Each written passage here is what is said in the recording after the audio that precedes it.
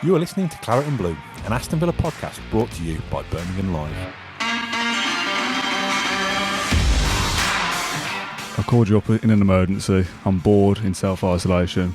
I've noticed that Football Manager 2020 is free to play, and I've jumped on it. I've got work to do, but, we've all got a bit of downtime. I need some help, mate. How do I play this thing? It looks very complicated. Can you help me, please? You were giving it the big one last year, though, about all the stuff you've won, so I'm not sure why you've got an issue today. It just confused me, so I thought if you can help me as the expert, you can help me, and we'll help the audience out there and see if we're any good on Football Manager. There's a lot going on with Football Manager 2020. So what we're going to do today is we're not going to show you how to win games, win leagues, or do anything like that. We're just going to show you how to get started, because we've both been hearing a lot, actually, that people just can't get started with this game at all. It is a complex game that if you're used to playing FIFA, for example, it's very different to something like that. And obviously, if you've not played Football Manager for even, 3 or 4 years, the game is very different since then as well. You've got to treat it a bit like your Steve Bruce, right? You've got to go in, you've got to give all the tasks to your assistant managers, give them everything. If you're new to this, I just want you picking a team. That's it. I've got the home screen in front of me. You can see it, I believe, if the technology works. I'm going to go to career. I'm going to pick Villa, obviously. Now, the badges, some people might look at the badges and go, oh, no, it looks weird, but you can sort all your badges and stuff. We're not going to go through that now because far too much work for this little video, but I'm going to go Villa. Sometimes you'll start saves and things just go wrong from the get-go, and it's never going to go right. Like, there could be a massive injury to your main striker and you can't score another one. That's a real football issue, really. Yeah. But that's not going to make the save any easier for you. You're going to go into games and you're going to make 10, 20 chances. You're going to score 1, they're going to score 4. So the way this game does reflect real life, it's not real life, it does reflect real life situations, and things can just go bad, quite literally for no reason. We've got the new manager screen in front of us. I've already filled in my details. Dan Rolinson, English, place of birth, Halzone, big Halzone, up the Halzone. Favourite team, obviously Aston Villa. And we go next to appearance. Now, I'm not going to put any time into this at all to make this look like me. No, I am. Just a little bit. Give me a bit of hair. What's the options? Wow. Have that one. And that is the right size forehead for me. Have that one. Your appearance is irrelevant. Managerial style, this does affect the gameplay, doesn't it, as far as I remember? This affects a lot. The badges and the reputation are basically the difficulty level of the game. It doesn't change much, but it's how players perceive you. Imagine Aston Villa, if you hire a coach who hasn't got any coaching badges and he's got the reputation of a Sunday League footballer.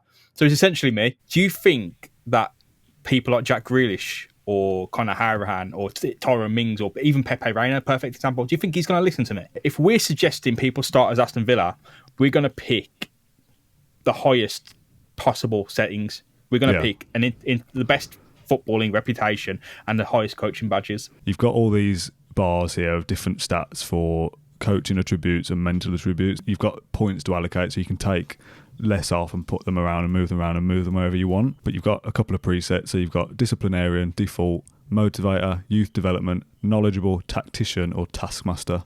Now, if I was playing this as myself, I would go as motivator, to try and keep the morale of the team up, which is I've always found important. But again, you could just leave it on default and it'll give you a kind of a middling manager that you're kind of okay at everything. Eyebrows have been raised in the world of football at the appointment of 23-year-old Dan Rolinson, who's recently spent some time away from club football, and he's sure to face plenty of questions when he faces the media for the first time at Villa Park. Wow. Well That's done. Rude.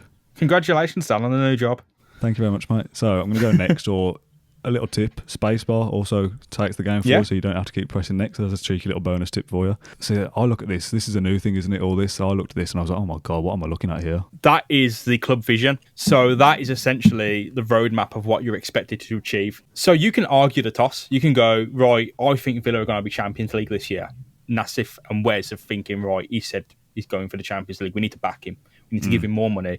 We need to give him this. But if you don't deliver it, you're going to get sacked. If you're not even on course for it, you're going to get binned.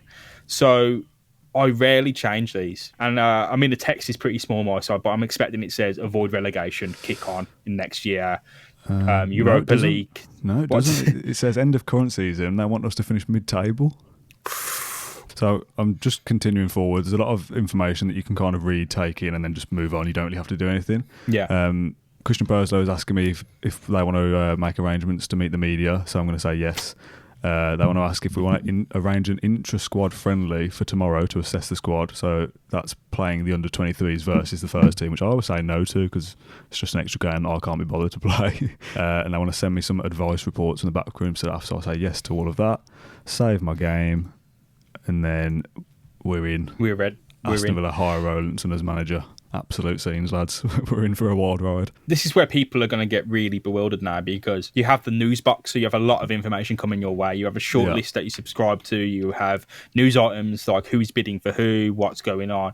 You got offers coming in. You're going to have offers for Jack Grealish, I'm sure, and John McGinn before the season fully kicks off. So what I'm going to suggest straight away is that you head to the staff menu on the left-hand side. Okay, got it. For the purpose of this video, I'm going to skip all the tutorial kind of things, but the game will offer you advice to say, right, you should do this now and you should do this now. But for the purpose of this, I'm just going to press skip. So responsibilities on the top, I'm going to click that, and we've got a lot of information hitting me here in the face. This is where you can kind of change what goes on in the game. What we were saying about being like Steve Bruce, you want your assistants to lead the training. You can just pretty much go to set all on the side and delegate, which is on the top right-hand side. Okay. Bear in mind, that is going to take a lot off your hands, and I mean a lot. That's going to mean if Real Madrid come in with an offer for Al Mohammadi, you have no say in that, right? I want you delegating everything. If Jack Grealish goes, I'm really sorry, but that is just part and parcel of what's going to happen here. We need you playing games. We need you to understand how this works. And, even if you have a final say, you can kind of confirm the deal. Sometimes the board are going to intervene anyway. It says I've delegated 88 tasks at the club to my staff. So that just shows you the detail of there's 88 things there that I've just said, right, I'm not going to care about any of those. But if you did want to, you could adjust that to whatever scale you wanted to and be in charge of all 88 tasks there if you really wanted to and really kind of dive in. So what do we do now? We just press spacebar now. No, I mean, during the game, if we've delegated all those tasks, what's left for us to do? Well, we can then remove those tasks that we want to do. From what I'm gathering, there's a lot of people that go into this game that are completely and utterly overwhelmed, and they just want to play football games. Like, they just want to watch what's happening and then step in. So we're going to remove all the tasks from us and just carry on, because this is a complete novice's guide, and then we can go back on ourselves. Yeah, so you kind of want to say, right, take everything away from me, and then when you realise that you can't pick the team, you want to bring that back. When you realise you can't make a signing, you want to bring that back, and then you're left with the 10 or 12 tasks or whatever it is that you actually want to be doing on a regular basis. Because if you play this game often, you're doing all of these things over and over and over again. So instead of being bombarded with 100 tasks to be a part of, you can kind of go, oh, here's 25 that I want to deal with and the rest of them I don't care about. But what we want you to do really is just get through a few games.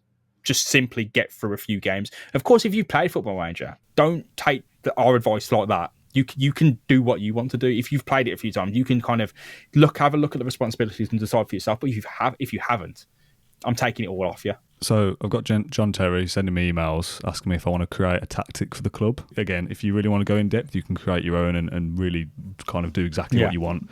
Whereas obviously I would suggest picking one of these tactics on the front. Now you can either pick a tactic and try and fit your best 11 into that and say, right, I'm only going to play tiki-taka and I want Villa to do that no matter what.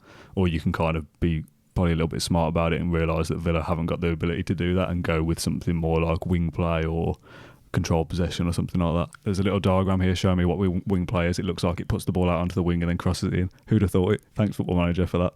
Choose a formation is next. Now I'm thinking 4-2-3-1 for Villa.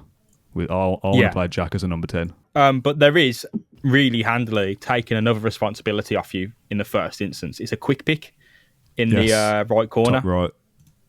So, and if you click that, John Terry has told me this is the team that I would play for our next friendly, and he's gone for Tom Heaton, Tyrone Mings at left back, Courtney Hawes, Engels as a centre back pairing, Gilbert right back, McGinn and Douglas Luiz as a 2, Jota on the left, Jack Grealish as a number 10, El Ghazi on the right, and Wesley up front.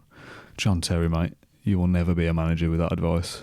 Like, there needs to be some changes here, because I understand why Mr. Terry is picked out. So he's picked out Tyrone Mings' ability as a fullback, a basic fullback above Matt Targett's. But I think there's little tweaks we can make here to make the team a lot better.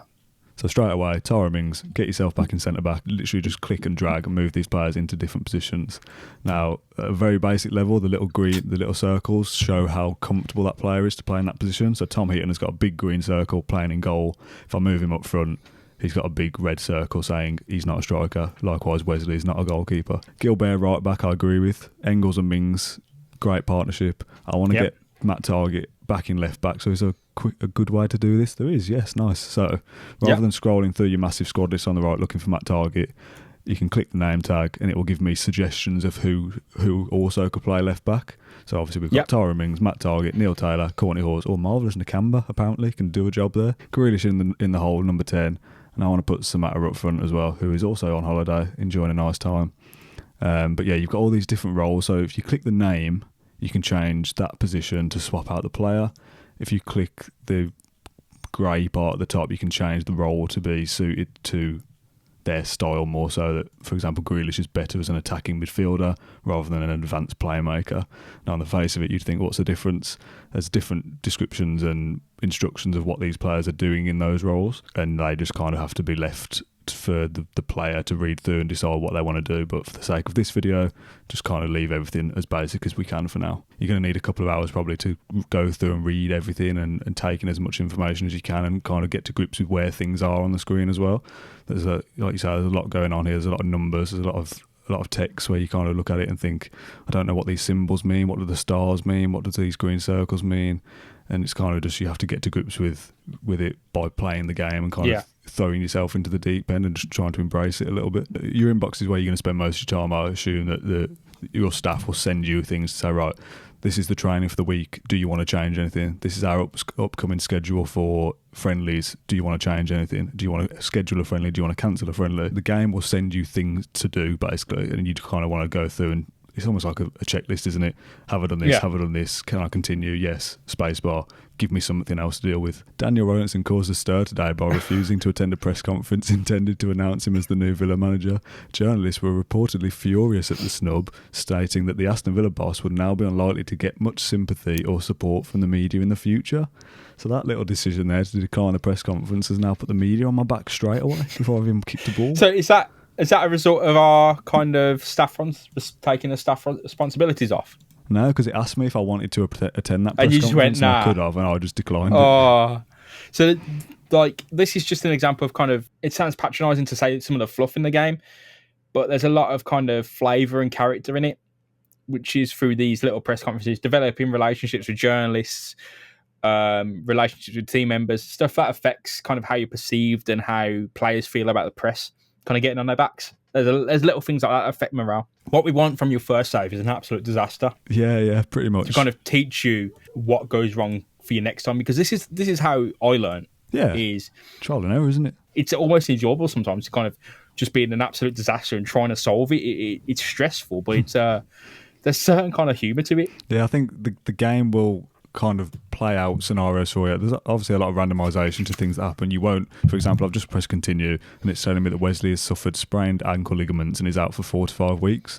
Now we're just about to start pre-season, so he'll probably be back for the Premier League season, but that now, a scenario out of nowhere affects like, right, now I'm thinking, do I need to go and sign another striker? How does this change? I wanted to play 2 up top and now I can't. You kind of hear stories, don't you, in real life as a football manager, how many decisions they have to go through to kind of keep the club running almost. That is what this game is. You'll be thrown hundreds of things to deal with over the course of time that you play, but that's the fun in it, and as much you can kind of be as involved or uninvolved with that as you want, or you could take it very slowly and play 2 or 3 games over the course of a couple of hours and really go in depth on your tactics and your instructions and all the rest of it and try your best as a manager to be the best manager that you can be. Yeah, this is just a quick basic. We want you to just get the game started. That's it. We want you to get the game started and a team lined up. I think next time we'll jump into a match, see how that goes, see if we can tell you how to kind of affect things in match and see, kind of just see how you can kind of get the morale, change the morale in the game, how you can change your tactics to situations that occur in the game, and just teach you what to look out for, really. Maybe we could start a little series, or I'll be Villa manager and you can be my assistant and I'll just delegate everything to you and you can play the game for me and you can make us win. Thank you for listening to Claret and Blue, an Aston Villa podcast. If you enjoyed today's episode, then please let us know. We love hearing your feedback. We'll be back soon with another episode. Until then, up the Villa!